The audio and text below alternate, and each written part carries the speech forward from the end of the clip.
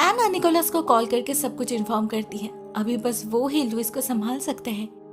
दूसरी तरफ कुछ घंटे बाद जब लुइस का सेंस लौटता है, वो खुद को अपने घर में पाता है, अपने बिस्तर पर। वो कल रात कब लौटा, कैसे लौटा, उसे कुछ याद नहीं। अपने हाथों को देखकर धीरे धीरे उसे सब कुछ याद आने लगता है। उसने वो काम पूरा कर दिया। अभी जरूर थॉमस लौट आएगा। अपने अंदर एक अजीब से एक्साइटमेंट फील कर पा रहा था वो। इसी बीच अचानक उसे दरवाजे पे नॉकिंग सुनाई देती है और बाहर जाने पर उसे दिखता है थॉमस। वो वापस आ चुका था सच में। हाँ, उसका चेहरा थोड़ा सा बदल गया था और वो कुछ अजीब बिहेव भी कर रहा था, लेकिन लुइस माइंड नहीं करता। उसे उसका बेटा मिल गया है, यही उसके लिए बहुत बड़ी बात है। कुछ देर बाद डोरबेल बजती है और हमें पता चलता है निकोलस आया है। कल रात एना ने उन्हें बुलाई थी। घर में घुसते ही एक बहुत ही स्ट्रॉन्ग बदबू उन्हें हिट करती है और वो देखते हैं घर में चारों तरफ मिट्टी पड़ी है। उसे थॉमस का बॉल भी मिलता है और जब वो अंदर जाते हैं किचन की तरफ, वहां उन्हें जो दिखता है उससे उनकी हालत खराब हो जाती है। वो देखते हैं थॉमस की लाश, जिसे लुइस ओटमील खिलाने की कोशिश कर रहा था। ये बदबू उसी से आ रही थी, उसके रॉटन फ्लैश से। ऐसा भयानक नजारा निकोलस इससे पहले भी एक बार देख चुका है, तो वो उतना ज्यादा नहीं चौंकता जितना उसे चौंकना चाहिए था। वो ठंडे दिमाग से लुइस को रोकने की कोशिश करते हैं, उसे सच्चाई दिखाने की कोशिश करते हैं कि उसका बेटा जिंदा नहीं है, ये एक मुर्दा है, एक लाश है। मगर लुइस नहीं सुनता, उल्टा वो उन्हीं पर चिल्लाने लगता है। असल में निकोलस को इसी चीज का डर था। उन्हें डर था लुइस सच्चाई से नाता तोड़ देगा, जैसे उसके पिता लिंसन ने किया था। यहाँ पर हमें पता चलता है उसके अतीत के उस काले पन्ने के बारे में, जिसे वो आज भी भुला नहीं पाए। पता चलता है लुइस के माँ को असल में उसके पिता लेस्टन ने ही खून किया था और लुइस ने सब कुछ देखा था अपने आंखों से। वो कितना ही क्यों ना कोशिश कर ले उस हादसे को भुलाने की, सच्चाई को छुटलाने की, मगर उसके आत्मा को पता है उसके पिता एक खूनी थे। वो आवाज उसकी इसी मेमोरी को ट्रिगर करने की कोशिश कर रही थी। मगर जो उसे पता नहीं था वो ये है कि उससे पहले उसके पिता को भी ये आवाज सुनाई देती थी, जिसके चलते उन्होंने भी अपने पत्नी के लाश को जमीन से निकाल के घर लेकर आए थे। वो उसे खिलाते थे, पिलाते थे, प्यार भरी बातें करते थे उससे, बिल्कुल जिंदा इंसान की तरह ट्रीट करते थे उन्हें। सिर्फ निकोलस को ये बात पता थी। उन्होंने अपने आंखों से देखा था लेस्टन का पागलपन, मगर वो कभी समझ नहीं पाए वो लेस्टन की बीमारी थी या उस पर किसी शैतानी शक्ति ने कब्जा किया था। ज्यादा दिन नहीं चला ये सब। एक दिन अचानक ही लेस्टन की मौत हो गई। उनके जाने के बाद निकोलस ने लुइस की देखरेख की, बिल्कुल अपने बेटे की तरह संभाला उसे। उन्होंने कभी लुइस को उसके पिता के पागलपन के बारे में जानने नहीं दिया, क्योंकि तब उन्हें लगा था वहीं से ही होगा। लेकिन अभी उन्हें लग रहा है कि ये बीमारी या कर्ज जो भी है वो इस फैमिली के ब्लड लाइन में फ्लो कर रहा है। उससे गलती हो गई लुइस से सब कुछ छुपाकर।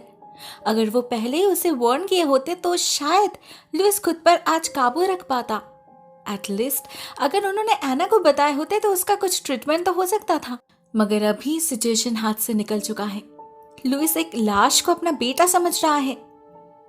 वो तो उनकी बात नहीं मानेगा, तो निकोलस खुद ही उस लाश को दफनाने जाता है, जिसका नतीजा होता है भयानक।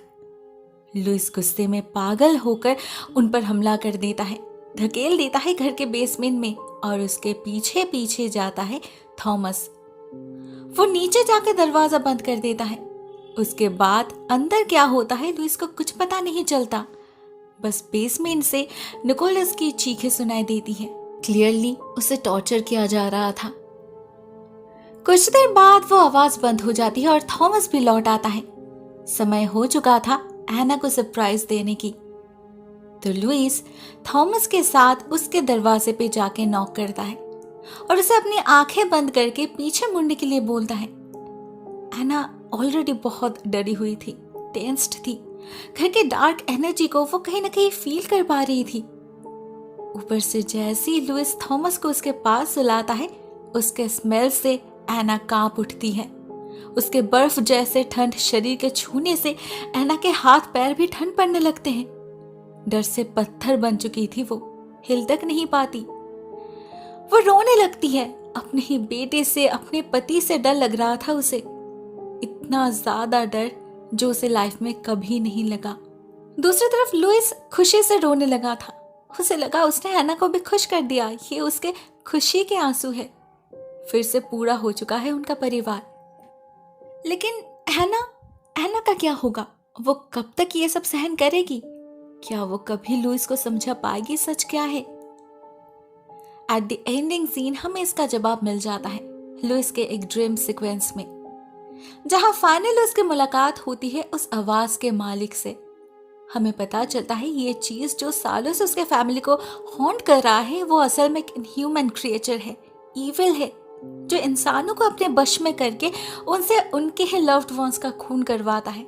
दुनिया का सबसे बड़ा पाप, जिससे उनकी सोल्स हमेशा हमेशा के लिए डूम्ड हो जाए, कमजोर हो जाए, वो इतना कमजोर जिससे ये शैतान अपने तरीके से उन्हें मोल्ड कर पाए।